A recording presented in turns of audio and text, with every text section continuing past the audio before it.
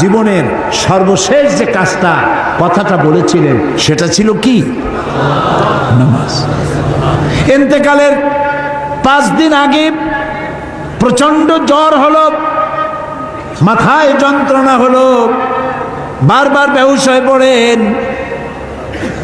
যে রাত্রে ইন্তেকাল করবেন সেই রাত্রে সাহাবায়ে কেরাম কেউ ঘরে ফেরে নাই, সবাই কাঁদতেছে। সকলের ধারণা নবীজি খুব তাড়াতাড়ি বিদায় হয়ে যাবেন। ঘরের মধ্যে স্ত্রীরা কাঁদেন, জামাই কাঁদেন, নাতি নাতনি কাঁদেন। সব থেকে বেশি কাঁদছেন হযরতে মা ফাতিমা রাদিয়াল্লাহু তাআলা আনহা। রাসূলুল্লাহর হুশ এলো, হযরত ফাতেমার কান্না দেখে কাছে ইশারা করে ডাকলেন, কানে কানে কি যেন বললেন। হযরত ফাতেমার কান্না বন্ধ হয়ে গেল। হযরত আয়েশা ফাতেমাকে ডেকে বলেন, মা তোমার আব্বা জান কি তোমারে বলল, কান্না বন্ধ হলো তোমার? হযরত ফাতেমা বলেন, মা আমার আব্বা জান আমাকে কানে কানে বললেন, মা কাঁদিস না, তোর কান্না আমার বরদাস্ত হয় না। আমি তোমাকে সুসংবাদ শোনাই, আমি মরে যাওয়ার পর সবার আগে তোমার সাথে আমার দেখা হয়ে যাবে। হযরত ফাতেমা বুঝতে পেরেছেন এর অর্থ হলো রাসূলের ইন্তেকালের পরে আত্মীয় স্বজনের ভিতরে সর্বপ্রথম ফাতেমার ইন্তেকাল হবে। হয়েছিল তাই। রাসূলুল্লাহ বেহুশ হয়ে পড়লেন, আবার হুশ হলো, আবার বেহুশ হলেন। ফজরের পরে হযরতে জিবরাইল এসে বলছেন, আসসালামু আলাইকা ইয়া রাসূলুল্লাহ, হে আল্লাহর রাসূল, আল্লাহ আপনাকে সালাম বলেছেন আর তিনি জানতে চেয়েছেন আপনি কেমন আছেন। তিনি জানেন আপনি কেমন আছেন, তারপরেও তিনি জানতে চেয়েছেন আপনার মুখে আপনি কেমন আছেন। নবীজি বললেন,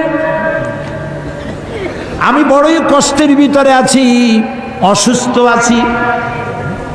হযরতে জিবরাইল বলছেন, ইয়া রাসূলুল্লাহ, একজন নতুন ফেরেশতা এসেছে আজ আমার সাথে, যে ফেরেশতা কোনো মানুষের কাছে আসার জন্য অনুমতি কোনোদিন চায় নাই আর কোনোদিন চাবেও না, শুধু আপনার অনুমতি চায় আপনার কাছে আসার জন্য। সে ফেরেশতার নাম মালাকুল মউত। হযরতে মালাকুল মউত রাসূলের অনুমতি নিয়ে রাসূলের জাসাদ মুবারকের কাছে এসে সালাম পেশ করলেন। বললেন, ইয়া রাসূলুল্লাহ, আদম আলাইহিস সালাম থেকে নিয়ে শুরু করে এই পর্যন্ত আমি যত মানুষের জান কবজ করেছি আর কিয়ামত পর্যন্ত যত মানুষের জান কবজ করব, কারো কাছে অনুমতি চাই নাই, অনুমতি চাওয়াও আমার লাগবে না। কিন্তু আজকে আসার সময় আল্লাহ রাব্বুল আলামিন আমাকে বলেছেন আমি যেন আপনার অনুমতি চাই। রাসূলুল্লাহ বললেন, মালাকুল মউত, আমি যদি তোমাকে অনুমতি না দেই?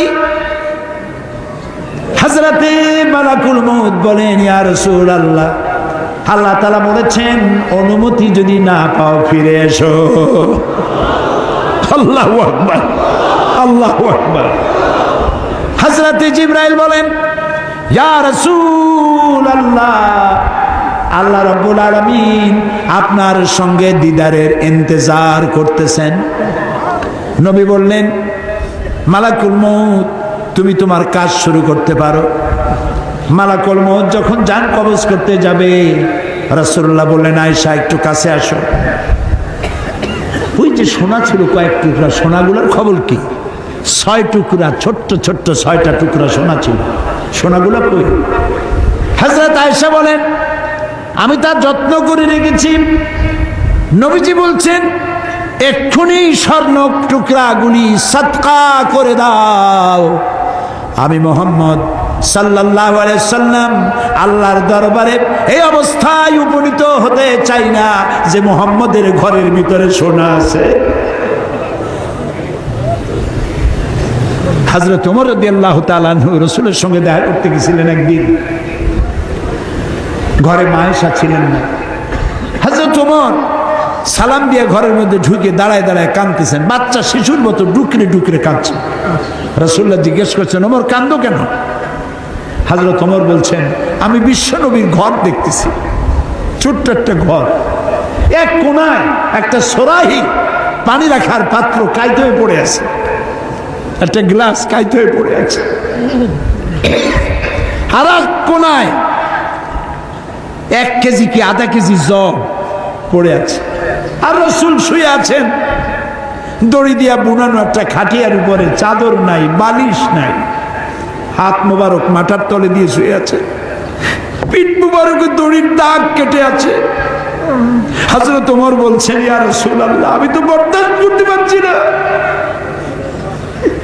বিশ্বনবী তার পিঠে দড়ির দাগ,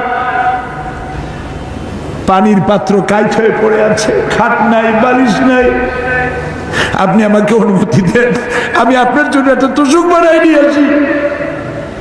রাসূলুল্লাহ বললেন, ওমর, আমি তো দুনিয়ায় শান্তি করতে আসি নাই, আমি যদি ওহদ পাহাড়কে বলি, ওহদ আমার জন্য সোনায় পরিণত হয়ে যা, ওহদ পাহাড়টাই সোনা হয়ে যাবে, শান্তি করতে আসি নাই। নবীজি বললেন, আয়েশা রে, সোনাগুলি বিতরণ করে দাও, সাদকা করে দাও। মালাকুল মউতকে বললেন, তুমি তোমার কাম সারো। জান কবর শুরু হয়ে গেল।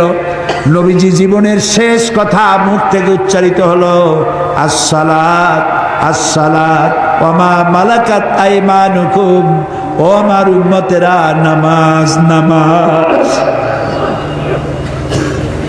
ইন্তেকালের সময় মেয়ের কথা বললেন না, নাতির কথা বললেন না, জামাইয়ের কথা বললেন না, উম্মতকে স্মরণ করালেন, ও আমার উম্মতেরা, নামাজ ছেড়ে দিও না, আর তোমার অধীনস্থ ব্যক্তিদেরকে জ্বালা যন্ত্রণা দিও না, চাকর বাকরের জ্বালা যন্ত্রণা দিও না, গরিব মানুষের দিকে লক্ষ্য রেখো, আর আমি চিরজনমের মতো তোমাদের থেকে বিদায় নিয়ে গেলাম, নামাজ ছেড়ে দিও না। কিয়ামতের দিন ওই রাসূল যদি আমাদেরকে উম্মত বলে পরিচয় না দেন, জান্নাতে যাওয়ার উপায় নাই।